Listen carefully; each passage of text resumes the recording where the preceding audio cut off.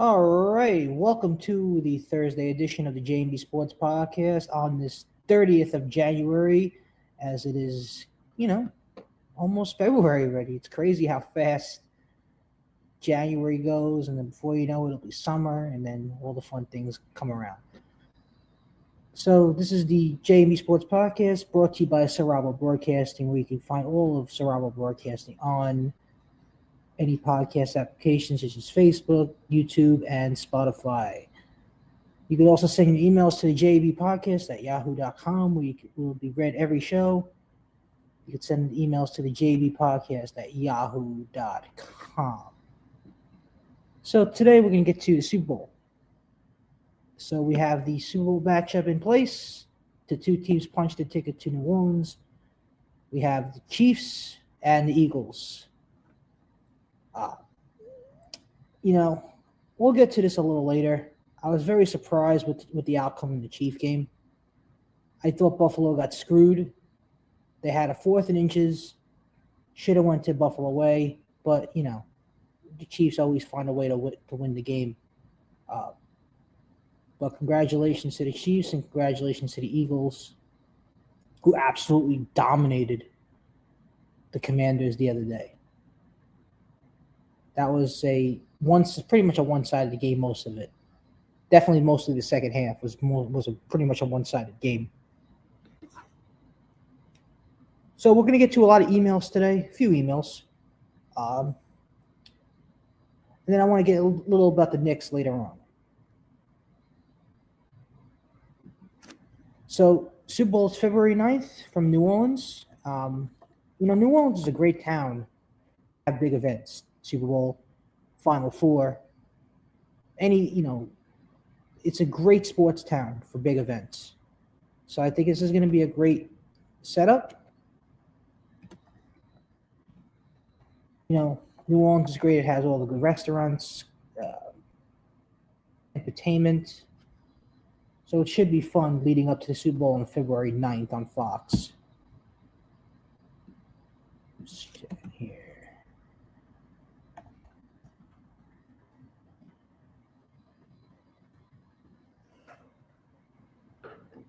So we have the Super Bowl in place.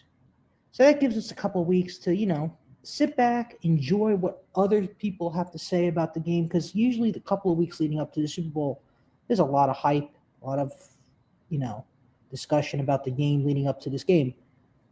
But we're not going to get too deep into it because John's off today. So we'll wait till John comes back and then we'll discuss a little more about the Super Bowl on February 9th. Well, what I have to say is this. This could have been a different outcome. This matchup should have been a different outcome. I don't understand how the referees can't figure out how to determine a 4th and inches that clearly was a first down.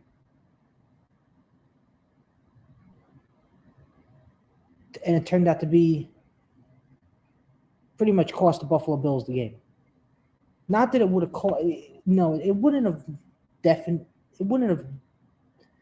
guaranteed them a win, but it would have kept them in the game. And once again, everybody has these conspiracy theories that the Chiefs get their way. They get all the calls. Oh, maybe Taylor Swift paid off the refs. So I think the Bills should have won that game. They had a perfect opportunity. Perfect opportunity, but just didn't get it. And what does Buffalo have to do to get over the hump? They're going to have to do it again next year. As simple as that. They have to do it again. Simple as that. Just keep trying to win and beat Kansas City, and that's all you can do. You just have to give it. It's like with the Yankees trying, all these years trying to get back to the World Series, and they finally did last year. They just had to keep battling. Similar. This is similar with Buffalo.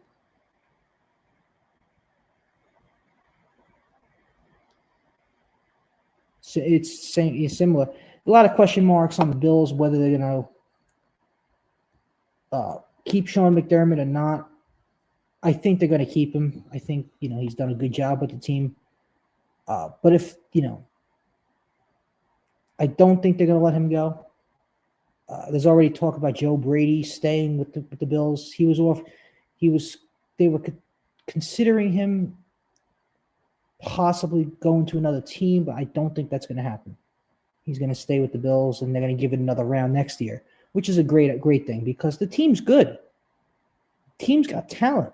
They have one of the best quarterbacks in the league, probably the best quarterback in the league, along with a great offensive line, and they have good defense. Not a great defense, but it's a good defense. If those pieces could stay healthy, they could definitely get back to this same position next year.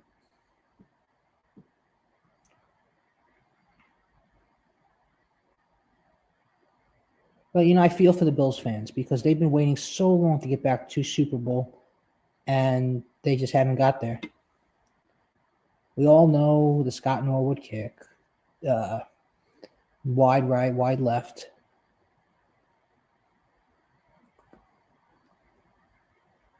But they'll, they got to get over the hump, as I say. They have to get over the hump. And it's like the Yankees, exactly like the Yankees, trying to get to a World Series. And the last time they were at a World Series before 2024 was 2009. It took them all those years to get back, and they had to get over the hump. They would lose to the Astros over and over again. But before you know it, they got to the World Series. I feel like the Bills will do the same thing and get over the hump eventually because they have that team, they have the talent, they have the personnel that they could get to Super Bowl with and even win a Super Bowl. I like Cook. I think Cook's a really good player. I think he's that kind of running back you want. I think Khalil Shakir is really good. I think Kincaid's good. I think they got a lot of good pieces on that team.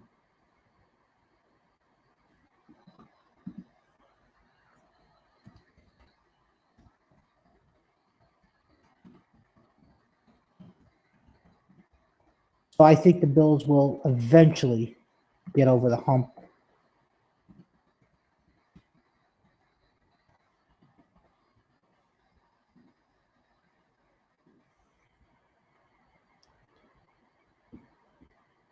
I mean, these fans are starving for another Super Bowl. And like the Lions, too. I mean, look at the Lions. They fell apart in the first round of the playoffs to the Commanders. Well, the divisional round, they got the bye. So they're also the fan base that's starving for a Super Bowl.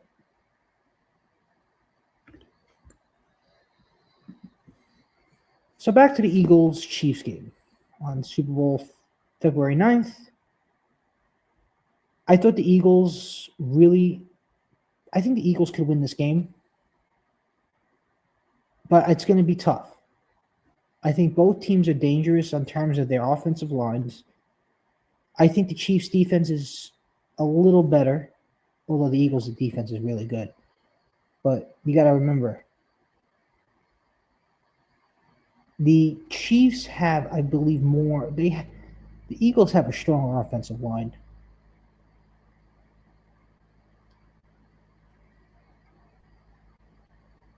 See, I think the Chiefs have vulnerabilities.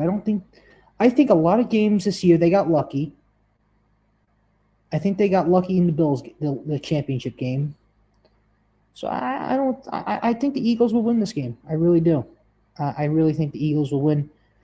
I think it's going to be close. I think it's going to be about a 3-point game, like we've seen, probably 30-27, something like that. But we're going to get more into depth with it. We'll try to get an Eagle fan on here to talk, bring his perspective about the game. We'll have a Chief fan, hopefully, to talk about his perspective of the game.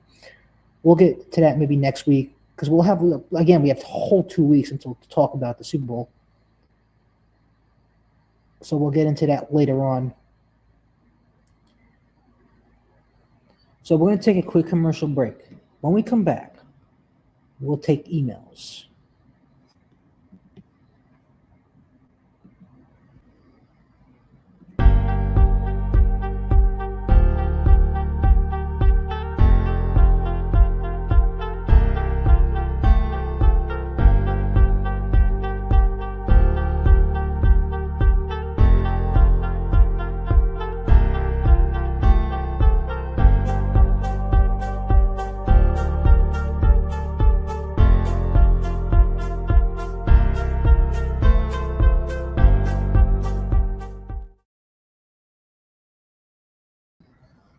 All right, welcome back to the JMB Sports Podcast on the Thursday edition of the show. And as we are gearing up for a busy couple of weeks here, and we're gonna take a couple emails and then we'll talk Knicks right after this. As you see, we're from the Garden, getting ready for Saturday's game against the Lakers. And it's always fun when LeBron comes to town because it brings a lot of drama, it brings a lot of energy to the building. So we'll definitely get into that a little later on. So again, you can send your emails to the jbpodcast at yahoo.com. Again, your emails you can send to the jbpodcast at yahoo.com. Read them every show. If not this show, we'll always read them the next show. And then another thing, when it's on Facebook, feel free to write a comment, question, and then we'll read it on the show following the next time. All right, first question. Mike asks, thoughts on Cameron Payne lately? You know, I really think he's a good role player. I think he's actually doing a good job filling in minutes for Tibbs, giving the starters a little bit of a break. He brings energy to the floor. The fans love him. I mean, he brings energy every night, whether the team's down 5, up 5, down 10, up 10. He brings energy every night. I just love his attitude. I think he's what the fans want. He's just a hungry player, looking for energy, looking for just a lovely fan base, and I think he found his home. So Cameron has done a good job. I love that he could drive to the basket. He could, finish the layups when he could. He gets to the foul line, and he doesn't play that many minutes, but he's a good role player. I think that's and that's the one thing the Knicks have to do is they have to develop a bench, and I think he's a good role player to have on the bench. And I like Shamet too. Shamet's come a long way. McBride also has come a long way. So I like Cameron Payne. I think he's a really good player, and we all know he's been with different teams, and he's had a long journey. So hopefully he found his home here in the Mecca. Joe asks, with Saquon now in the Super Bowl, does this make the Giants look even worse? Of course it does.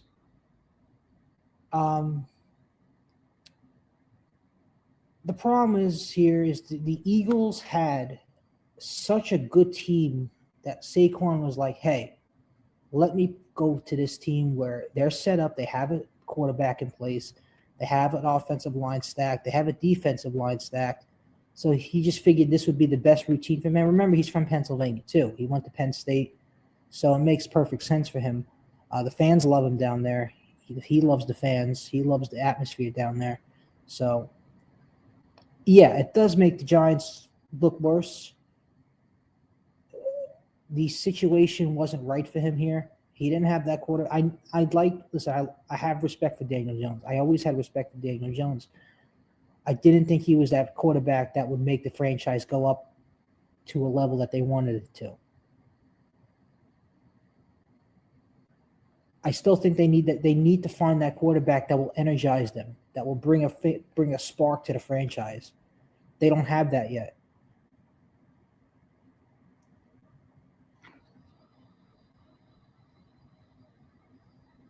They don't have that yet.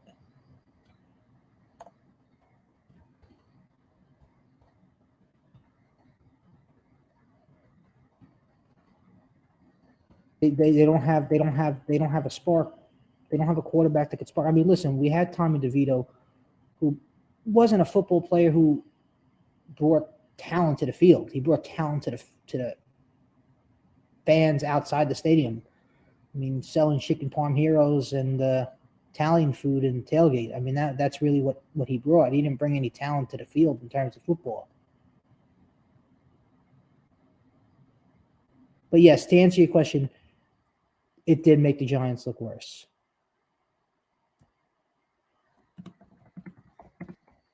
Doug asks, thoughts on the New York Rangers? If you listen to me in the past, I've never been a big hockey sort. I've never liked the way they market hockey. I've never liked the way hockey has been presented.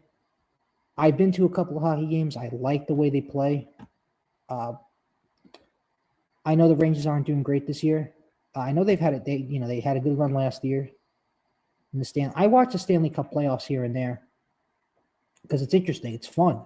I know a lot of people get at me like, "Oh, you root for the Rangers because you root for the Knicks, but you don't really follow hockey." I watch the Stanley Cup playoffs. I mean, that's very common that people watch the Stanley Cup playoffs and not regular season. I really have no interest in the regular season hockey. That's like people saying it's like similar to watching. Do you watch the college basketball season? But do you watch the NCAA tournament but not the regular season of college basketball? I watch both. I watch the regular season and college basketball, the tournament. I watch both the tournament and the regular season. I just am not a big fan of regular season hockey, to be honest with you. And I might be going to an Islander game against the Rangers in I think March. So that it's in Long Island, so I've actually wanted to see that new arena in Long Island. Never been there before. I heard good things about it though. John asks, let me just pull up John's question here.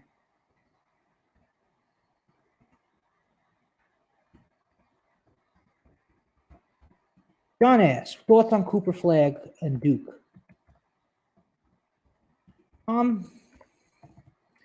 I really think he's the best player in the country by far.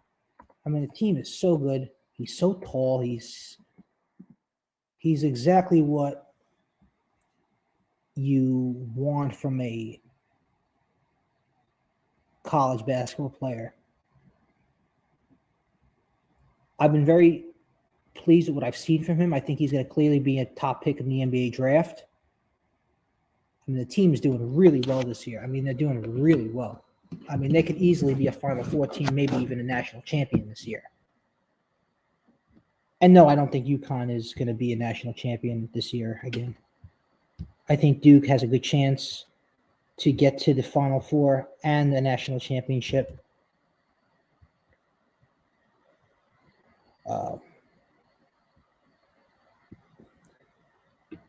They have a big game Saturday against North Carolina in Cameron Indoor. That should be a great game. That's always a good rivalry. I mean, Duke's 18-2. I mean, that's a great record.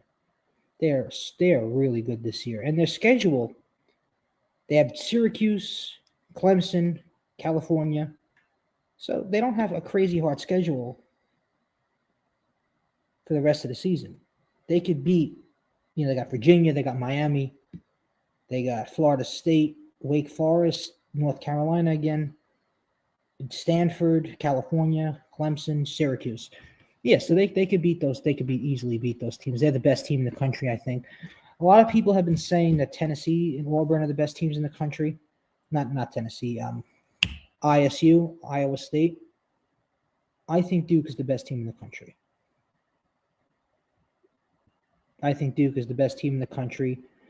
They've done a great job following Mike Krzyzewski's retirement a couple of years ago. They've done the new guy has done a great job with this team, and I hope they do well in the NCAA tournament. I think they're going to go pretty far.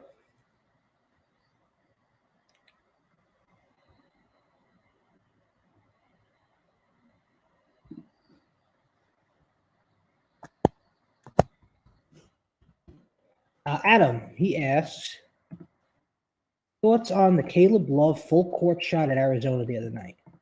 Oh, I saw the game, a little part of the game. And that was some shot.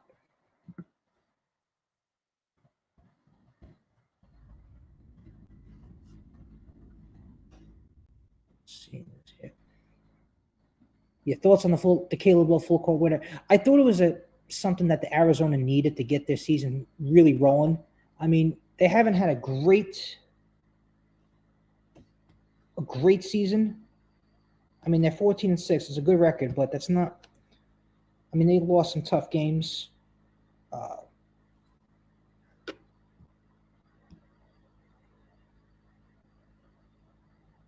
mean, Love is a good player. He transferred from North Carolina. He's a good player. I think he's going to be a pretty good pro. That fan base got crazy. I mean, the fans went into a frenzy when he hit that full court shot. That was a crazy shot. I mean, they have a great fan base down there in Tucson. It's it's good that he hit that shot and really got the team going. It really did. He forced overtime with that shot, and then they ended up winning the game 86-75 over the Iowa State Cyclones.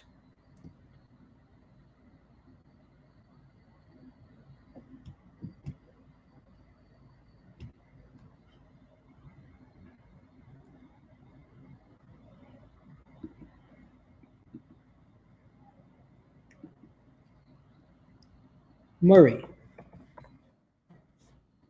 asks, what are your thoughts on... Let's see, I lost the question here. What are your thoughts on Tom Thibodeau? So, my thoughts on Tibbs are this.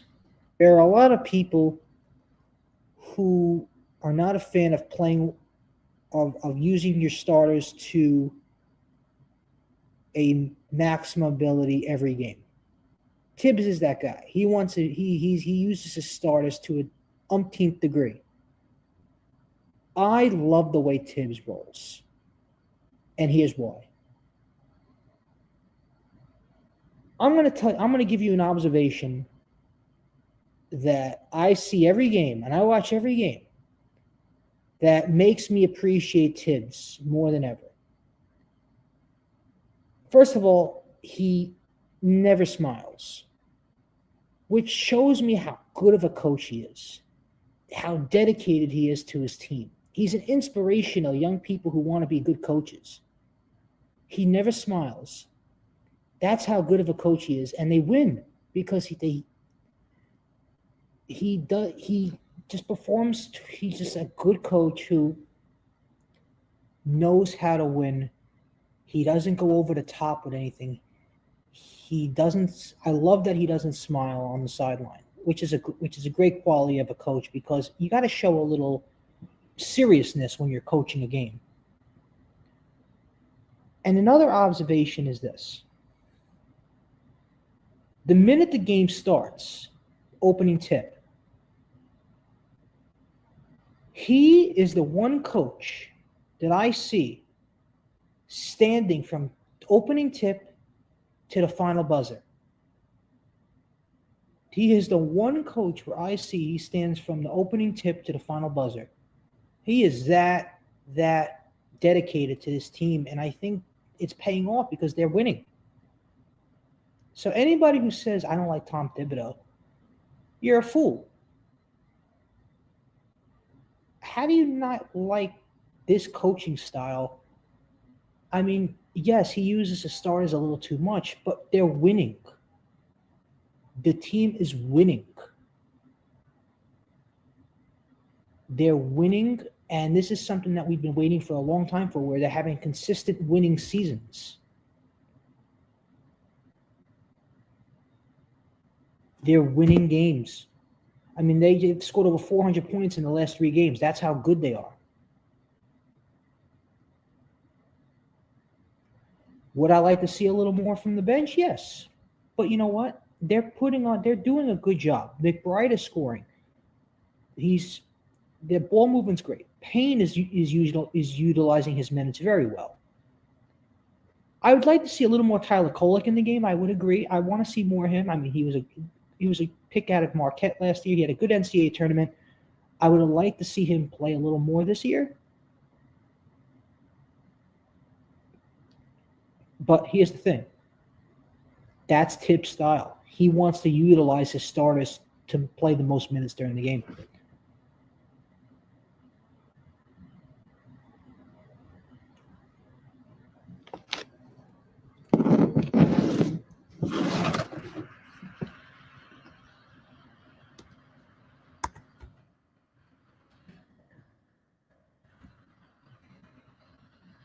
Max, thoughts on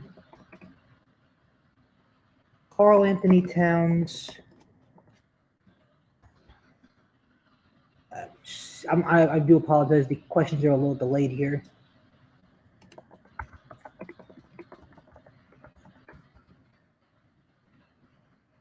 Okay, here he is. Thoughts on Karl-Anthony Towns trade in the offseason? So there's two things. I look at this in a couple of ways. The Knicks lost Hartenstein last year. He went to Oklahoma City. He wanted big money, but Oklahoma City decided to give him a nice contract, and he ended up going to OKC. I would have loved them to try to keep down DiVincenzo and get Karl-Anthony Towns, but that trade wouldn't work unless they gave up both Randall and DiVincenzo. They tried. Rose and Worldwide West tried their best to make the trade with keeping DiVincenzo or Randall. It just didn't. They wanted both in order to make the trade. And I understand Karl-Anthony Towns is an all-star. He's that good. So to answer a question that you didn't ask, who won the trade? I think it's even. I still think the Knicks need another rim protector. We're waiting on Robinson. Robinson is a question mark that everyone's wondering. Will he come back, or are they going to trade him by the trade deadline? They need another rim protector. I think Karl's a great offensive player. He's a good rebounder. But I think they need another rim protector. I think the trade was great, but would I have liked to keep DiVincenzo? Yes. I would have liked to keep either Randall or DiVincenzo. A lot of people say Randall's got to go. I always like Randall. I thought Randall was a big part of the Knicks becoming a pretty good team back a few years ago. Randall started this regime. He led this team to where it's at now with his dominant play a few years ago. But I would have, to answer the question, I like the trade, but I would have loved to kept DiVincenzo in the trade. They didn't want to give up Towns without both those guys in the trade.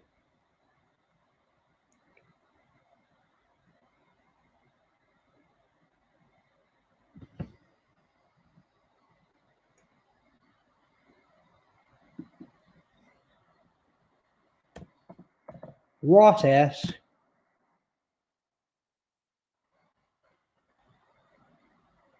thoughts on the Knicks-Philly rivalry? Good question. I was at the game a few weeks ago, and I got to say, it was a great game. It wasn't a playoff style game, but it was a great atmosphere. Game went to overtime. Now, this was a game where Embiid wasn't playing. He had Maxey go off. He had other players step up. But the Sixers and the Knicks are a rivalry that is just getting started.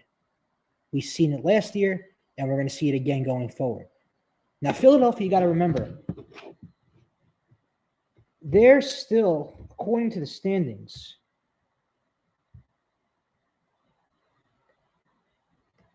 tied with the Bulls for the 10th spot in the playoffs. Well, if the playoffs started today, the Bulls would get the 10th seed. They would play the play-in tournament, and the Phillies and the Sixers would be out.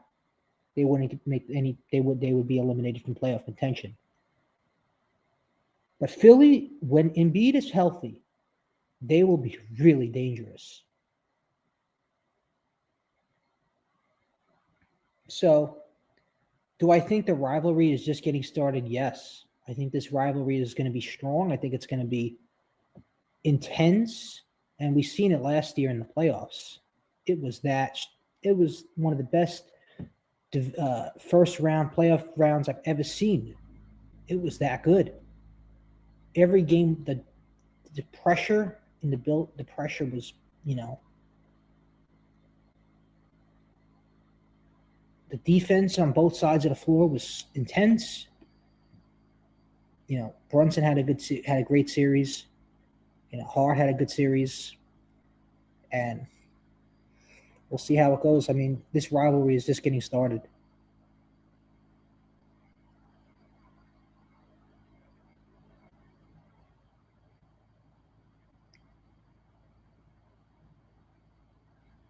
So we have a busy week. We'll do more podcasts next week.